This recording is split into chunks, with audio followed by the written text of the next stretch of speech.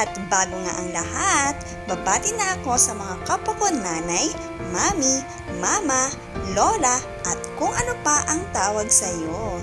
Happy Mother's Day po!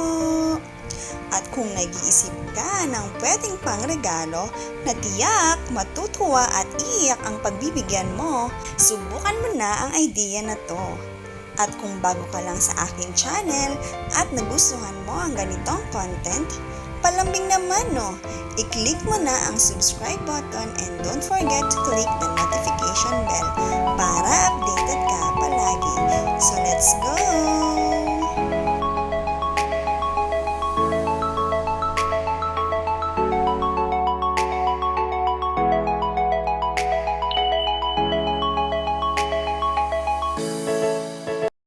Ayun na nga, inabot na ng taon ang video na to na hindi ko pa na-upload. Magba-Mother's Day na, kaya naman, dapat lang na ma-upload na to. At para magka-idea ka kung ano ang pwedeng pangregalo kay Mother Dear. Simple lang naman ang paggawa kaya alam kong kakayanin mo din ito. Kailangan lang natin ng karton, gunting, at glue stick. Inutusan ko nga lang ang aking masipag na asawa na humingi sa mga grocery store o sa palengke ng karton. At abay, pagdating grabe naman, halos hakutin niya na ang buong palengke sa dami. Naging junk shop tuloy ang bahay. Pero maswerte talaga ako dito sa asawa ko. Sobrang sipag, kahit anong iutos ko, gagawin niya talaga. I love you, Daddy! Shout out naman sa Daddy Preneur. Sana naman may padatong sa mismong Mother's Day. Wow! Nagbabakasakali lang naman. Baka naman pagalawin ng baso.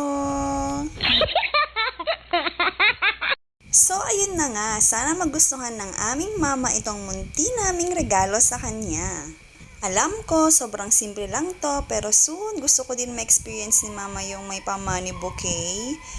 Nasubukan na rin niya ito 2 years ago, pero hindi kalakihan yung pera. Pero nakakatuwa lang sa mga magulang, gaya ni mama na hindi niya tinitignan yung amount o laki ng regalo na binigay mo. Yung simpleng pagbati lang, sobrang masayang-masaya na siya. Pero syempre, iba pa rin yung saya pag may padatung. Diba, aminin mga nanay, iba pa rin yung ngiti at saya pag may padatung. Yung pang sarili mo naman ang bibilhan mo, diba? Yung gustong-gusto mo talaga.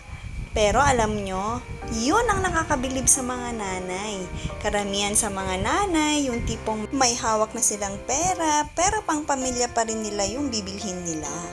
Yung tipong kahit wala na maiwan, basta maibigay lang yung kagustuhan ng pamilya, lalo sa mga anak. Yan ang katangian na nakita ko kay mama. Yung tipong isusubo na nga lang niya yung pagkain, pero ibibigay pa niya. Mas uunahin niyang kumain ang mga anak at kung ano ang maiwan, yun na lang ang tangi niyang kakainin. At ngayon, nananay na din ako, naiisip at na-realize ko, paano kaya nila nakayanan na palakihin kami? Grabe pala ang sakripisyo ng mga magulang. Kaya sobra din akong humahanga kay mama kung paano niya nagagampanan ang pagiging nanay at tatay sa amin. At heto na nga ang final look ng ating grocery tower cake na pwede mo ding gayahin at ipangregalo ngayong Mother's Day. Happy Mother's Day!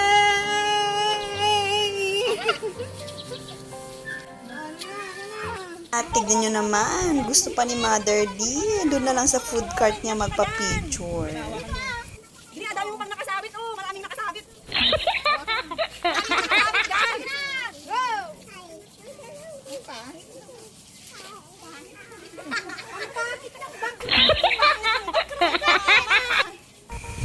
Alam ko, maliit lang na halaga ito, pero alam ko darating yung panahon na ako naman ang babawi sa iyo, ma.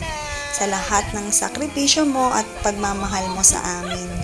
Lalo na 6 years nang nakalipas simula nung nawala si Papa. Ikaw na yung tumayong tatay at nanay sa amin. I love you, ma. Happy Mother's Day. Sana yung singit ko doon. Bakit walang amoy? Plastic nga yan Cheesy pa ang mother. Gusto niya may amoy pa yung bulaklak. Idlar kanina? Oo. Picture. Selfie. Ako nag-supply. Ikaw dito ma, selfie. Hindi. Video. Ma, anong masasabi mo? Thank you sa regalo niyo, mga anak ko. Sana long life pa ako para May surprise daw yan sa loob. may granada. Mobombahin niyo ako. Dapat may 2x2. Dapat 2x2 na lang dito. 2x2. Diba?